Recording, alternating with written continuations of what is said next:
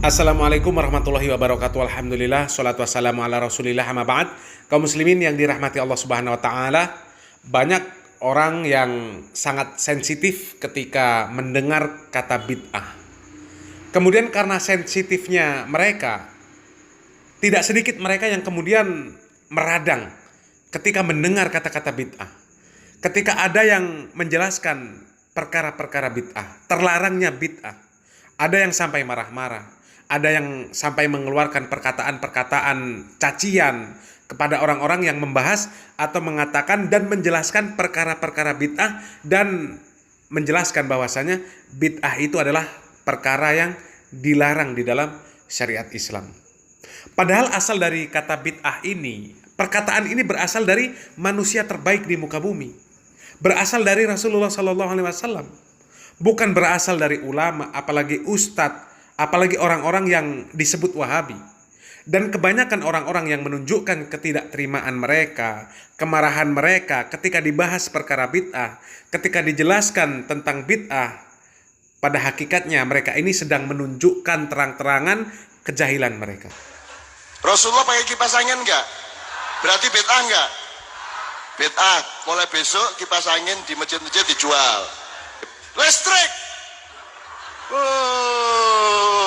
Sebutkan Nabi satu saja yang pernah pakai listrik. Nabi Adam pakai, Nabi Ibrahim, Nabi Musa, Nabi Muhammad, Isa, tidak ada yang pakai listrik. Jadi mulai besok PLN bubar. Mobil bid'ah, kaos bid'ah, kacamata bid'ah, potong rambut ke salon bid'ah, kupluk bid'ah, baju Cina bid'ah, Twitter bid'ah, Facebook bid'ah, handphone bid'ah, kamera bid'ah.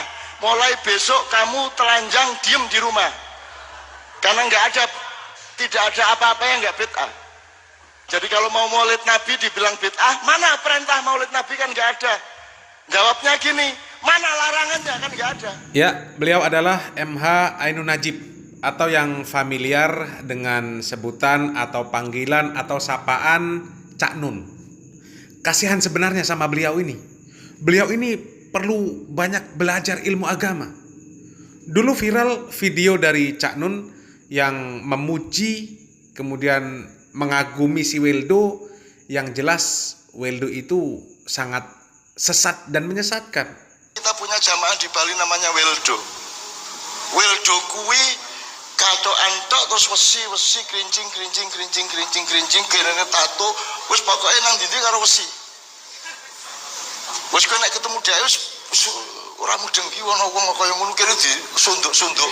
Kalau mereka beranggapan bahwa Tuhan bisa ditemui sesudah kematian, itu malah tidak mungkin. Malah kebalik ya? Malah tidak mungkin. Karena dalam kematian tidak ada apa-apa.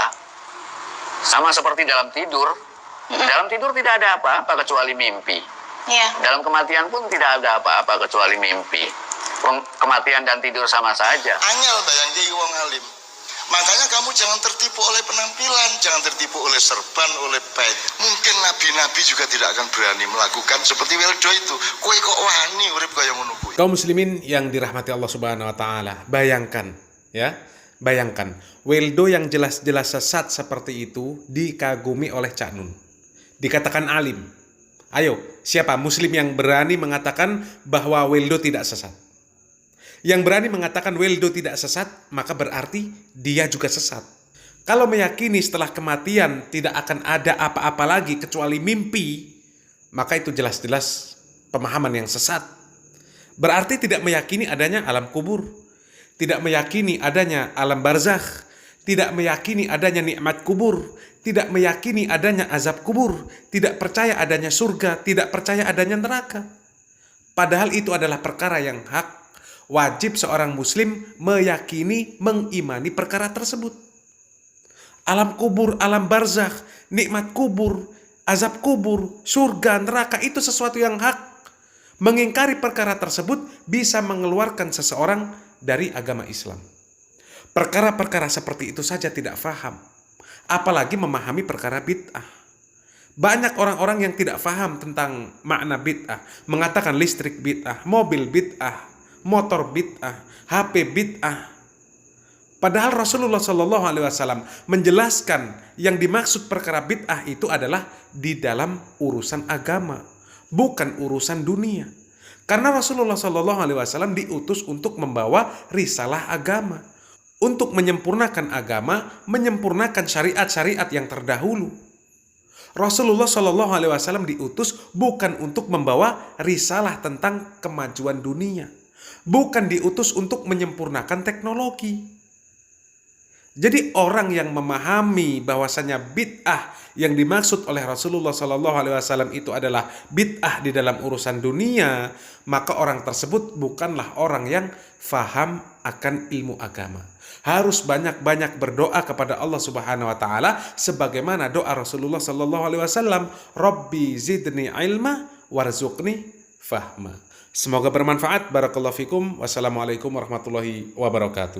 Dalam masalah agama, Allah Subhanahu wa taala berfirman dalam surat Al-Maidah ayat ketiga, "Al-yauma akmaltu lakum dinakum wa atmamtu 'alaikum ni'mati wa raditu lakumul Islam dinan." Hari ini telah aku sempurnakan agama ini untuk kalian. Nikmatku kepada kalian dan telah aku ridhai Islam ini sebagai agama untuk kalian. Ya. Nabi sallallahu alaihi wasallam wafat 80 hari setelah ayat ini turun. Dan diterangkan oleh beberapa sahabat Nabi yang dinukilkan oleh Imam Ibnu Katsir dalam tafsirnya di ayat ini bahwa setelah ayat ini turun tidak ada lagi pembahasan halal dan haram. Yang menerangkan bahwa ayat ini turun menyampaikan, memberitakan bahwa agama yang turun kepada Nabi telah sempurna. Ayat ini turun di Haji Wada, ya, di Haji Wada, di hari Arafah pada hari Jumat ba'dal asar. Sebagaimana dalam riwayat Al-Imam Al-Bukhari dari Umar bin Khattab radhiyallahu anhu. Ya. Ini dalam masalah agama. Ya, agama ini mencakup masalah akidah, ibadah dan akhlak. Ya, yaitu muamalah. Nah, dalam masalah akidah, dalam masalah ibadah, ya, Nabi sallallahu alaihi wasallam telah memberi konsep. Ya, telah memberi konsep agar kita tidak melakukan suatu ibadah yang tidak ada tuntunan dari Nabi sallallahu alaihi wasallam. Di antaranya sabda beliau dalam riwayat Imam Muslim dari Aisyah radhiyallahu anha, "Man 'amila 'amalan laisa 'alaihi amruna fa huwa rad." Barang siapa yang melakukan sebuah amalan, sebuah ibadah yang tidak sesuai dengan tuntunan kami, maka amalan tersebut tertolak. Ini kan menerangkan bahwa beribadah dengan konsep Nabi, bukan dengan konsep kita. Karena kalau kita beribadah ya dengan tanpa konsep Nabi, berarti diterima oleh Allah asalkan niatnya ikhlas. Rupanya tidak. Malah Nabi menyatakan yang tidak ada tuntunan dari kami, maka amalan tersebut tertolak. Dan Allah juga berfirman dalam surat Al-Mulk, "Tabarakalladzi biyadihi al-mulku wa huwa 'ala kulli syai'in qadir, alladzi khalaqal mauta wal hayata liyabluwakum ayyukum ahsanu 'amala." Ahsanu 'amala. Allah akan menguji kalian siapa yang paling bagus amalannya. Kata Hasan Al-Basri, maksudnya siapa yang paling ikhlas dan siapa yang mencocoki sunnah Nabi sallallahu alaihi wasallam. Juga beliau bersabda dalam hadis yang diriwayatkan oleh Imam Abu Daud, Tirmidzi dari sahabat Irbad bin Sariyah radhiyallahu anhu. Beliau bersabda, "Fa innahu man ya'ish ba'di fa sayara ikhtilafan katsira. Fa'alaikum bisunnati wa sunnatil khulafa'ir rasyidin al-mahdiyyin.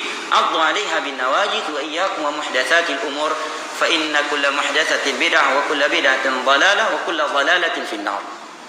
Barang siapa yang hidup panjang setelahku, maka dia akan melihat perpecahan yang cukup panjang dari umat ini, dari umat Islam ini. Maka apa solusinya? Nabi menyatakan, berpegang teguhlah kalian dengan sunnahku dan sunnah khulafa'ir rasyidin, dan hati-hatilah kalian terhadap perkara-perkara baru yang diada-adakan dalam urusan agama. Karena setiap perkara baru yang diada-adakan dalam urusan agama itulah bid'ah, setiap bid'ah itu sesat, dan setiap kesesatan tepatnya dalam api neraka. Ini vonis umum ya, kita bukan vonis individu manusia atau ormas tertentu, tapi hadis yang kita baca, pembahasannya umum, kaidah umum. Nah, andai kata dalam beragama boleh ya meraba-raba dengan perasaan, niscaya Nabi tidak akan memperingatkan seperti itu. Dan tadi ucapan Imam Malik cukup jelas juga bahwa sesuatu yang itu bukan bagian dari agama, maka itu di masa Nabi, maka di masa kita ini yaitu abad kedua itu bukan bagian dari agama. Kemudian Imam Syafi'i juga menyatakan, man istahsana faqad syarra. Barang siapa yang beragama, beribadah dengan perasaan, maka dia akan selalu buat syariat baru. Sebagai contoh, dia punya perasaan sebelum masuk kamar mandi salat dulu 2 rakaat. Kayaknya setelah keluar dari kamar mandi salat dulu 2 rakaat. Mau pakai baju baru salat dulu 2 rakaat. Mau naik kendaraan baru salat dulu 2 rakaat. Ya, mau masuk rumah salat dulu 2 rakaat. Mau keluar rumah salat dulu 2 rakaat. Hancur agama ini. Setiap detik akan ada ibadah-ibadah baru. Kalau demikian, apa maknanya firman Allah tadi, hari ini telah aku sempurnakan agama kalian? Kalau rupanya ada ibadah setelah Nabi yang tidak ada di masa Nabi, berarti kan belum sempurna. Ya kan? Ini jelas, cukup jelas kaidahnya. Ya. Nah, dalam permasalahan dunia, maksudnya halal dan haram, Nabi telah membuat kaidah dalam hadis yang diriwayatkan oleh Imam Muslim dari Anas bin Malik radhiyallahu anhu. Nabi bersabda, "Antum a'lamu bi umuri dunyakum." Dalam perkara dunia kalian lebih tahu daripadaku. Ini menunjukkan hikmahnya Islam. Karena kalau dalam urusan dunia dibatasi oleh syariat, nggak akan mungkin manusia mampu melakukannya. Ya, karena dunia ini semakin hari semakin berkembang, semakin baru, semakin berubah. Ya. Di masa Nabi tidak ada mobil, di masa kita ada mobil. Andai kata Nabi memberi batasan, nggak boleh menaik kendaraan kecuali onta, hanya dah mudah pelere. Baik onta Indonesia, hanya onta, ya, dan seterusnya. Tapi dalam urusan agama dunia, kata Nabi, kalian lebih tahu dalam urusan dunia kalian. Dengan syarat tidak bertentangan dengan hukum Allah Subhanahu wa taala.